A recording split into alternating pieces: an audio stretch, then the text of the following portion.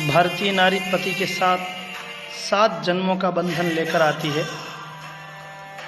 पति को परमेश्वर मानती है, परंतु एक तरफ पति धर्म और दूसरी तरफ राष्ट्र धर्म हो तो राष्ट्र धर्म को सबसे ऊपर मानने का सर्वोच्च उदाहरण है जालोर की हीरादेह।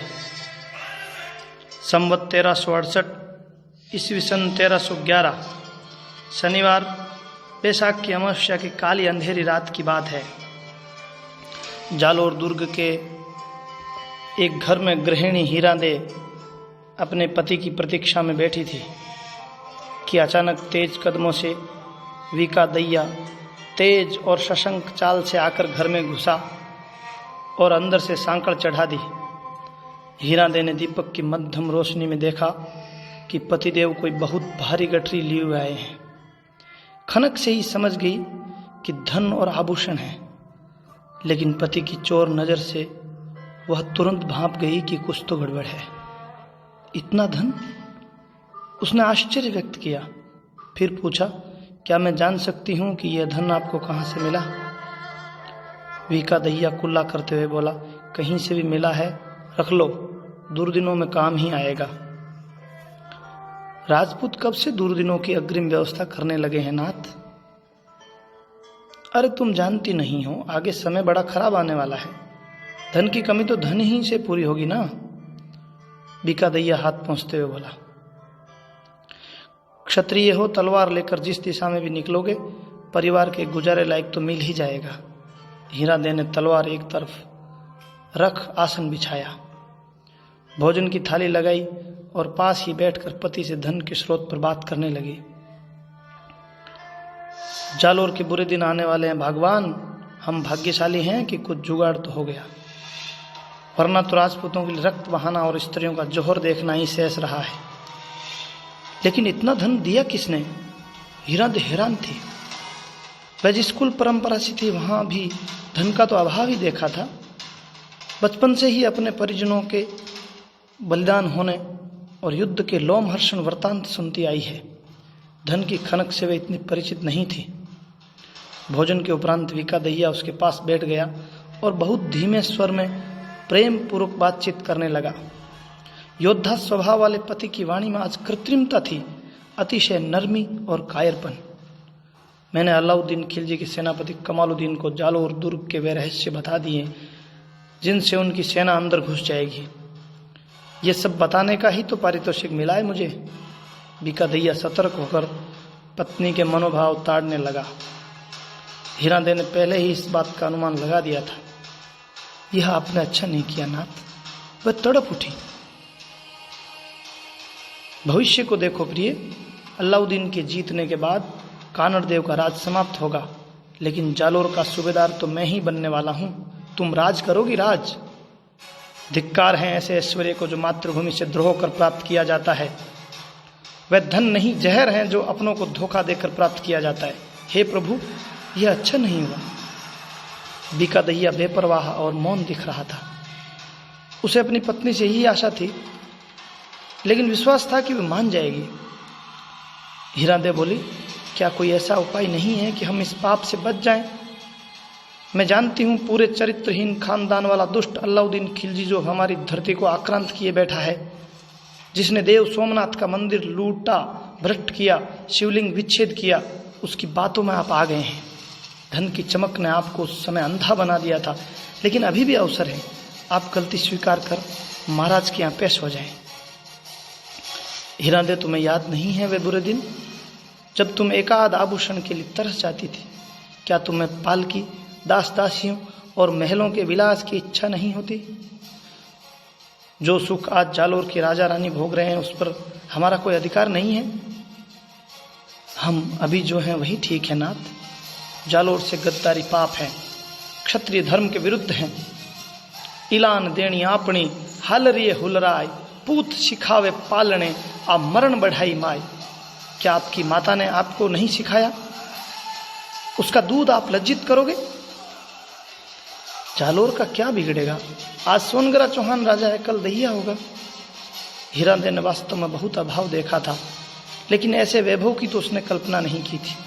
वह समझ गई इसकी बहस करना व्यर्थ है। अब समय नहीं है, विनाश पल पल पास आ रहा है। जब सब कुछ बता ही दिया तो घात लगाकर बैठी खिलजी की सेना कभी भी किले में घुस सकती है। अपने पति के इस विश्वासघात की पीड़ा में भावों को वे पी गई, चुपचाप सोने का अभिनय करने लगी। इधर संभावित विजयों के आवेश में विकादैया निश्चिंत हो सो गया। लेकिन जैसे जैसे रात गहराती गई, अंधेरा बढ़ता गया, सन्नाटा मरणांतक पीड़ा देने लगा। हीरादेवी बेचैन होती गई। वह मुगलिया इतिहास को अच्छी तरह से जानती थी। उसकी आंखों के सामने वीरों के साके, सतियों के जौहर से धधकती चिताएं, चित्कार और कोहराम तैर रहा था। इसके लिए सिर्फ और सिर्फ उसका पति जिम्मेदार था। अचानक अंधेरे में उसकी आंखों में चमक आ गई। उसे वे दिन याद आ गए जब वह इस आदमी से परिणय सूत्र बंद कर बड़े दर्प से जालोर आई थी। वह जालोर जिसका राजा धर्मपरायण विष्णु रूप कान्हड़देव है। वह जालोर जो उसके पति की मातृभूमि है। वह पति जिसकी वीरता के किस्से दूर दूर तक गाए जाते हैं। वह वीरता जो किसी क्षत्रिय का सबसे बड़ा आभूषण है। इस गर्व और दर्प के सम्मुख उसने सोने चांदी के गहनों की कभी कमी महसूस नहीं की। स्त्री का सबसे बड़ा सुहाग चिन्ह तो उसका पति है। लेकिन ये कैसा पति है जो वैधव्य से भी बड़ी पीड़ा देकर जा रहा है? क्या हीरादेवी की संतान गद्दार कहलाएगी? हे ईश्वर, यह तूने क्या कुमति ढाई है? इस घृणित कर्म के लिए मेरे पति को ही क्यों तैयार किया? आखिर वे कौन सी घड़ी थी जब जिसे यहाँ की प्रजा अपना रक्षक मानती थी, यह उसी का भक्षक बनने जा रहा है। जिस महाराज का इन पर अटूट विश्वास है, ये उसी को तोड़ने जा रहे हैं। नहीं, मेरा पति ऐसा नहीं हो सकता। चाहे कोई कितना ही प्रिय हो, लेकिन देश धर्म से दुश्मनी करने वाले से नाता नहीं रखा जा सकता। तो क्या भाग जाऊं? मगर मैं क्षत्राणी हूं, राजपूत की डिकरी हूं, क्षत्रियोचित आचरण ही करूंगी। कान्हड़देव प्रबंध के कवि पद्मनाभ लिखते हैं, हीरा देवी भणई चांडार सुमुस देशाड़ई तू काल इसों बोल हीरा दे भणियों सेजवाल त्रंबालू हणियों। अर्थात विधाता आज कैसा दिन दिखाया है कि इस चांडाल का मुंह देखना पड़ रहा है। वे निश्चय करके उठी। इस बार उसके पैरों में बिल्कुल भी डगमगाहट नहीं थी। उसके हाथ जरा भी न कांप रहे थे। पास में रखा तांबे का भारी घड़ा उठाकर विकादैया के सिर पे दे मारा। वार भरपूर था। योद्धा हुआ तो क्या हुआ, था तो गद्दार। जैसे तैसे उठने को हुआ कि हीरा ने घातक मार से उसे परलोक पहुंचा दिया। आधी रात को महल में हलचल हुई। 2 मसालची और एक सैनिक के साथ महाराजा कान्हड़देव उठकर प्रोल में आए। उन्होंने देखा घूंघट काटे विकादैया की पत्नी हीरादेवी शांत भाव से सामने गर्दन झुकाए खड़ी है।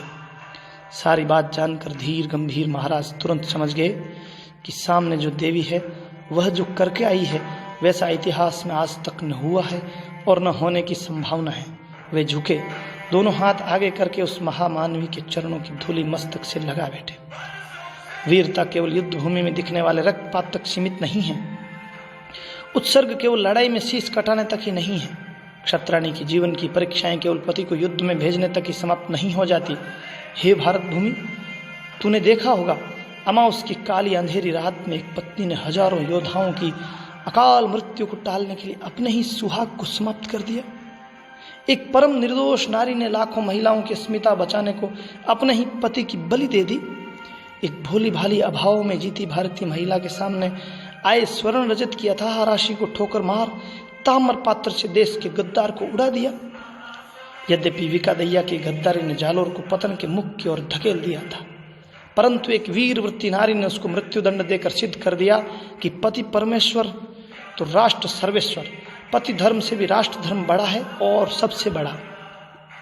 इतिहास तुम्हें भुला सकता है माँ, लेकिन राष्ट्र की चिति पर अमिट संस्कार बनकर अपने पराक्रम से सदैव सदैव के लिए महकती रहोगी माँ।